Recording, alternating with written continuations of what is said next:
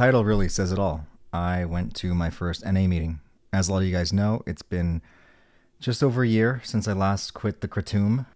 Nearly a year since I went off the ADHD medication. I have so much footage of me dumping pills down the toilet. It's ridiculous. And then turning back on my word and going back, re-upping on my script, and then dumping them down the toilet and then going back on that. I bounced back and forth with that forever. I've gone back and forth with things like cigarettes. I've gone back and forth with so many different things.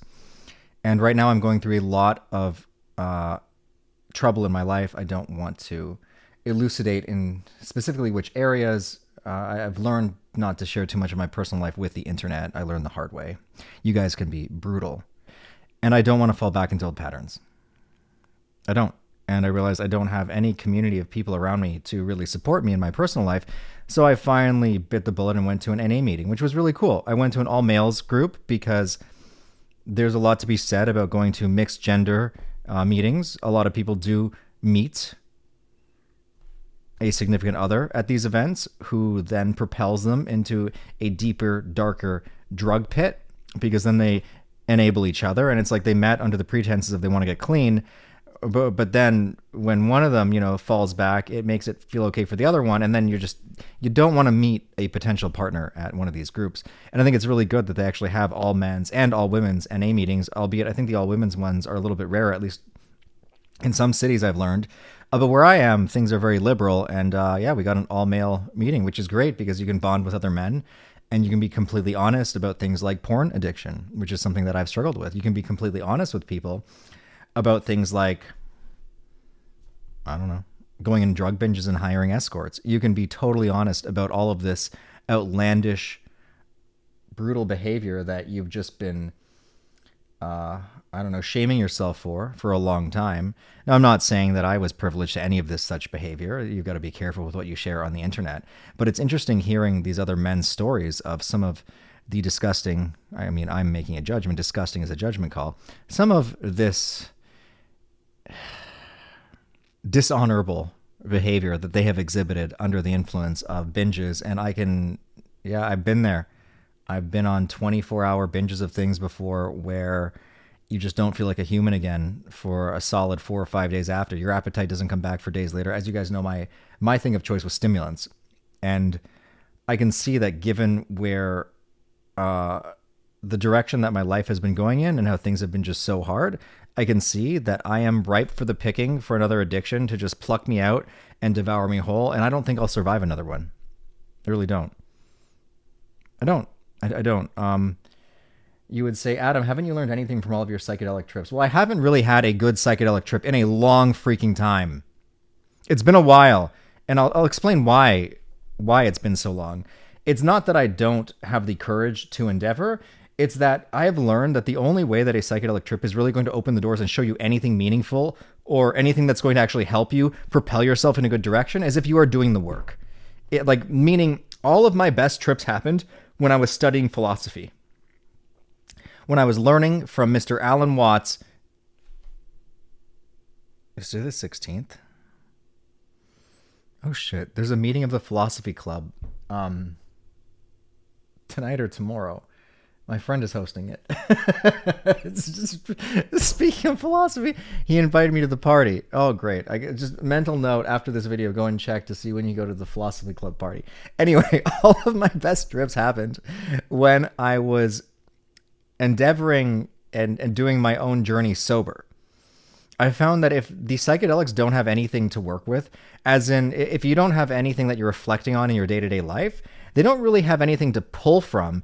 And what you're left with is just this interesting experience of being faced with a bunch of your fears and, I don't know, some pretty colors.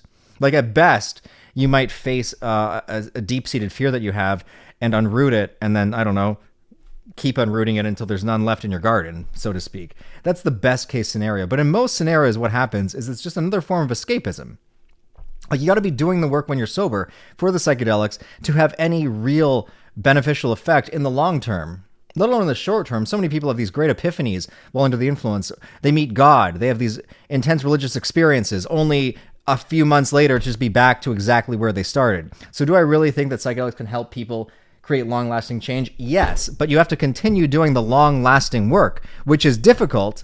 And someone like me who has fallen back on I don't know, things like alcohol, stimulants in the past, like kratom. I've fallen back on all these things.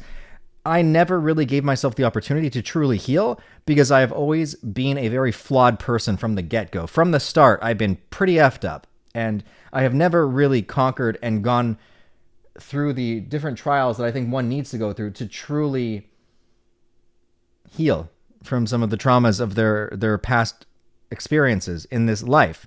I am 38 years old. I have 3 children, one of which I had when I was 17 years of age.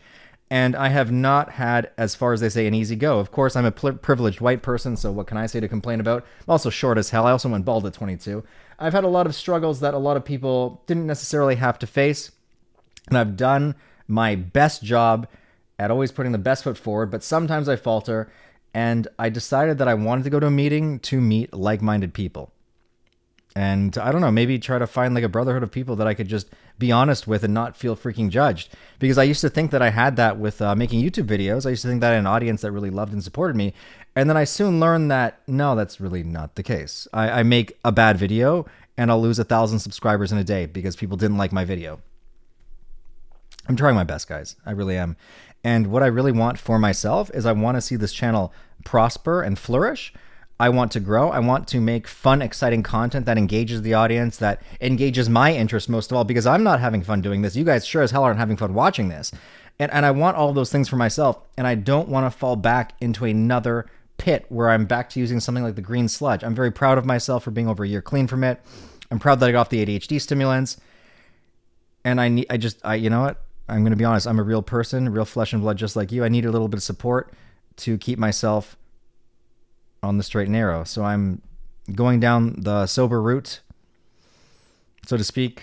I don't think I will ever be against things like microdosing LSD or mushrooms for cognitive enhancement or just for a better treatment for ADHD. As the inventor of acid himself, Senor Albert Hoffman, said, if acid wasn't so scheduled so harshly, he does believe it would have been a fair replacement for things like Ritalin in small doses for people struggling with ADHD. As someone who was diagnosed by 2 different clinical psychiatrists as having ADHD, I can concur that small microdoses does help in a better way than the prescribed amphetamines for mitigating the symptoms and helping you stay focused and on track. I really do believe that. I'm never going to turn against psychedelics as very strong potential alternatives to healing, or at least to an adjunct to healing as something to add on to therapy.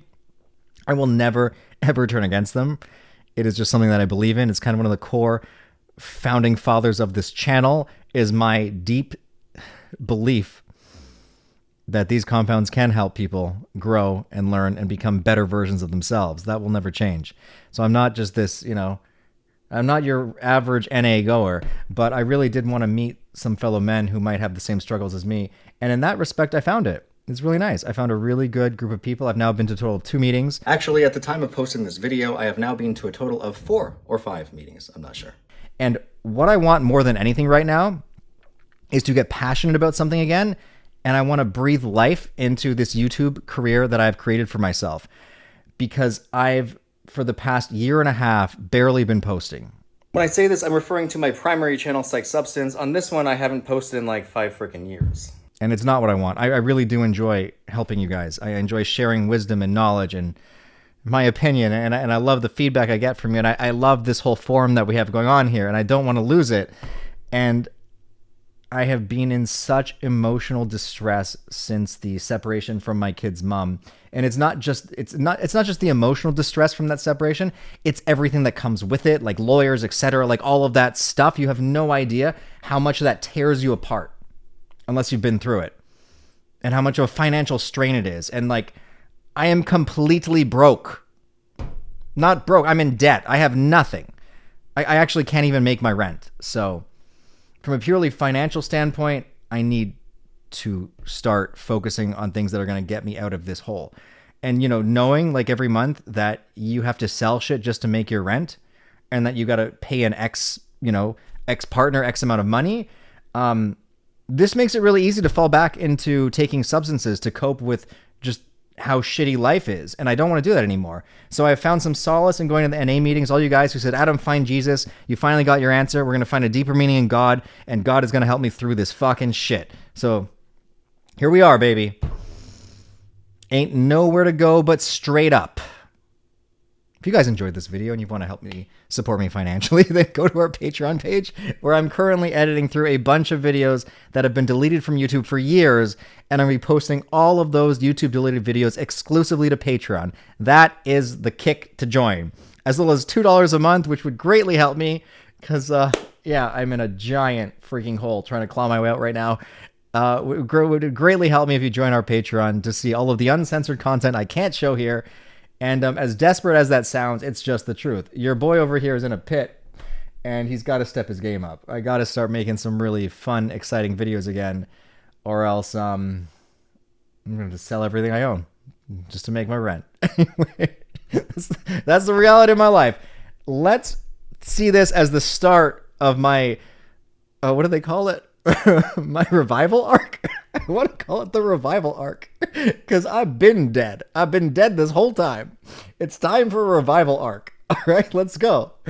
Let's do this. As long as I do not fall into another pit of using a substance, as long as I can stay on the path that I've carved out for myself, and I've got some support now from some brothers who are also on this path, as long as I can do this, I have full, at least 75% faith that I can make at least this YouTube channel something fun and exciting again.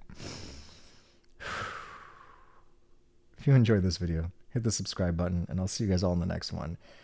And I hope you do appreciate my uncanny honesty, because these videos are not easy to make. Saying that I went to an NA meeting is not easy for me to do. I have a lot of freaking pride, and this is like lowering it all. Not saying that there's anything against people going to NA. I just was always an arrogant mother effer, and I'm trying to humble myself to be better. Cheers.